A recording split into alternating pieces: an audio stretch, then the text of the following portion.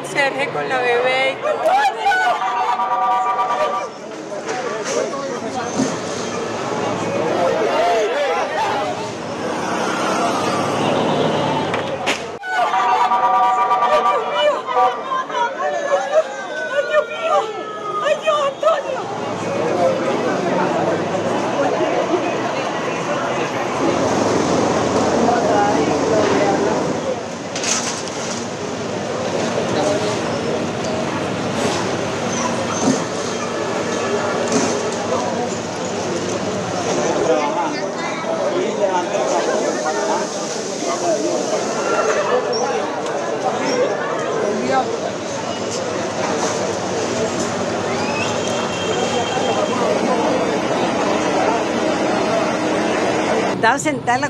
I was sitting in the kitchen when I felt it start to shake.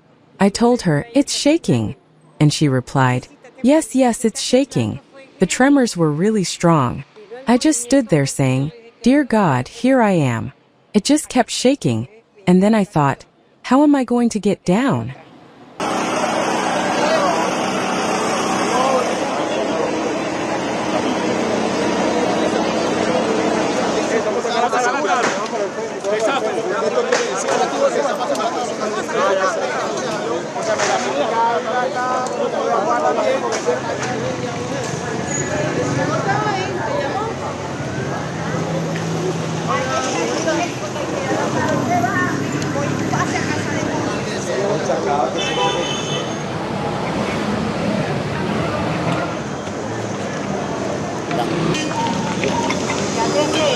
Se conmueve.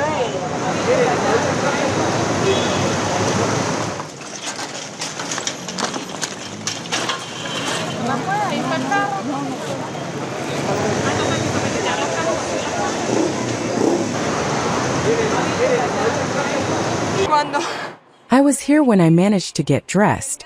He helped me, and all the walls were cracked. We managed to open the door however we could. There was a cloud of smoke that wouldn't let us see. And when we went downstairs, the scene was like a horror movie. We had to climb over the rubble and everything.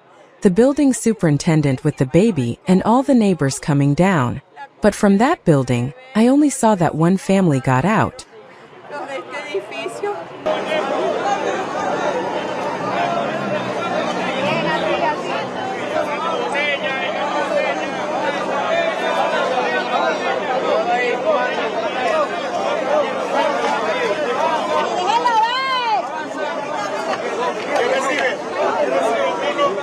Esa es mi sobrina.